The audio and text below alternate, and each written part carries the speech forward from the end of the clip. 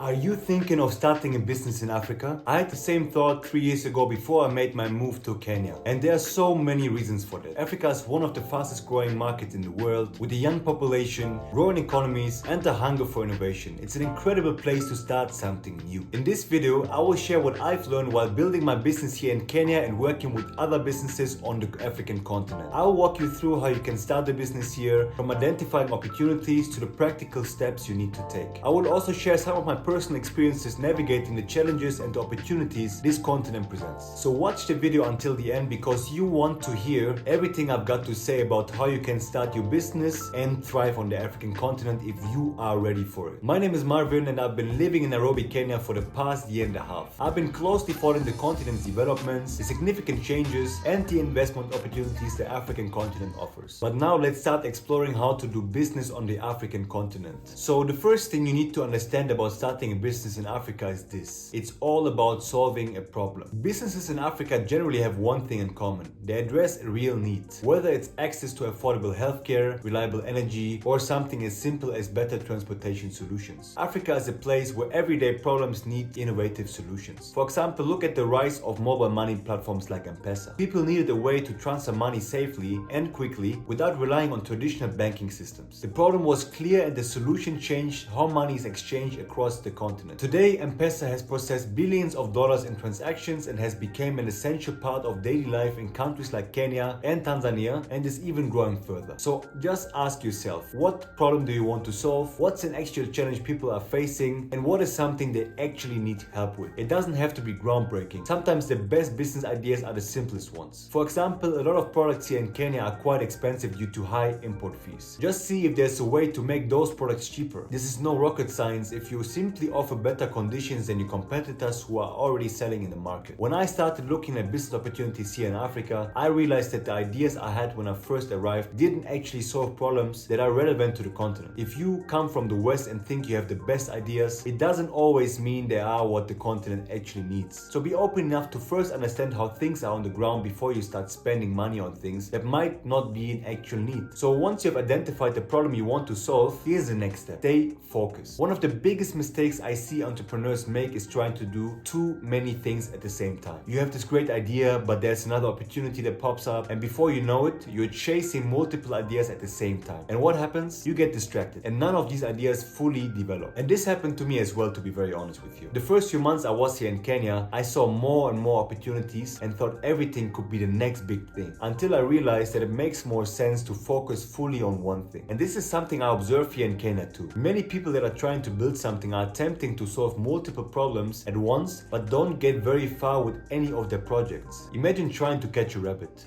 There are 9 of them running around and you're trying to catch them all at once. And you won't catch any, right? But if you stay focused on catching just one of them, eventually you will get them. The same applies to starting a business here on the continent. Focus on one idea and perfect it. And don't jump from one opportunity to another. For example, if you're starting a business selling solar lamps to rural communities, stick with it. Build the best possible product, make sure it works for the people you're targeting, and only then consider expanding into new markets or products. Then let me tell you another thing about starting your business here in Africa. It's definitely not going to be easy and you will for sure face challenges. Regulations may change unexpectedly, infrastructure might be lacking, supply chains could break down, or simply the different way of working might slow down things. But this is where resilience comes into play. You have to be prepared to face obstacles and keep going even when things get tough. I remember when I first launched my business here in Kenya, we wanted to start an e-commerce business. And e-commerce is something I did for 4 years in Europe. When we started building a structure like I was used to it in Germany, I realized the challenges were very different from back home. Logistics worked different, getting products was different, customer behavior is very different, so many differences became clear after making the first few sales. But here's the thing, failure is part of the journey. Every setback is a chance to learn and to improve. After my first business failed,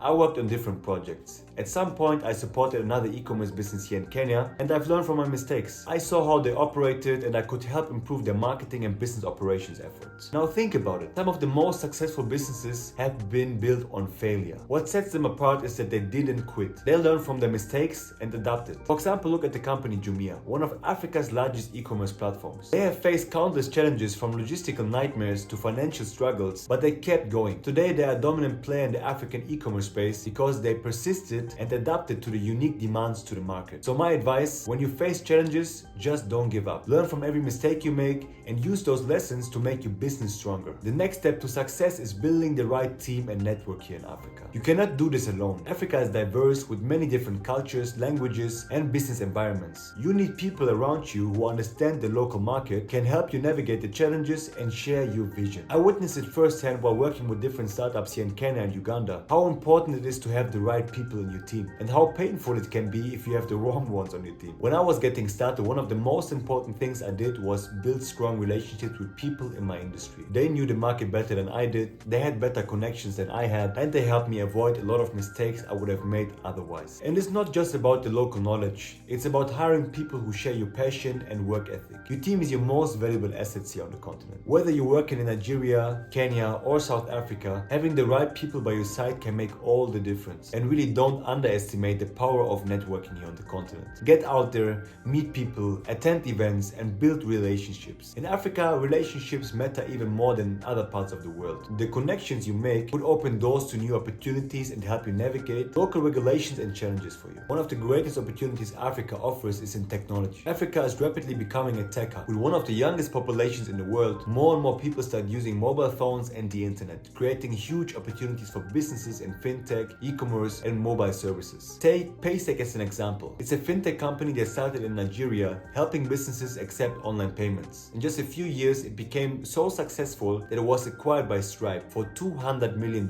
Why? Because it solved the problem for African businesses, making online payments easy for them. If you're starting a business in 2025, there are many opportunities in the digital landscape, whether you're launching a product or a service. Think about how you can use technology to scale it. In Africa, mobile-first solutions are key. Build something that works on mobile devices and you have a huge potential market at your fingertips. For a couple of months, I supported a startup with building and marketing a social media platform built by Kenyans for Kenyans. It gained very good traction because it was specifically made for the Kenyan market and built out for the needs. Finally, let's talk about the long game. Africa is not a place for quick wins. When I first got here, I thought everything would be quite easy because of my experience living in different countries and traveling extensively. I thought the things I'd seen elsewhere would help me build quickly here in Kenya. That is at least what I thought compared to other countries I've been to. And that was not the case. It's a totally different way of doing business that I had to understand first in order to make it work. If you're looking to get in, make some money fast, and get out, this is not the market for you. Building a business here requires patience, commitment, and a long-term vision, just like in any other country in the world as well. But on the other hand, the potential is enormous. Africa's population is expected to double by 2050, which means the demands for goods and services will continue to grow. If you're willing to stick with it, you can build something truly impactful. In conclusion, most of the things you need are within you. You just need to focus, set your goals right, and be ready for the long game. And I hope those tips helped you to be ready mentally to not make the same mistakes that I did. So be ready for this. And don't be afraid for all those challenges coming towards you. I know you can solve it the same way I did, and at some point you will be thankful that you had the resilience to push through and to make things work. Thank you so much for watching. If you enjoyed the video, watch some of the other videos I placed right here to understand more about doing business on the African continent, the development, and how my journey went.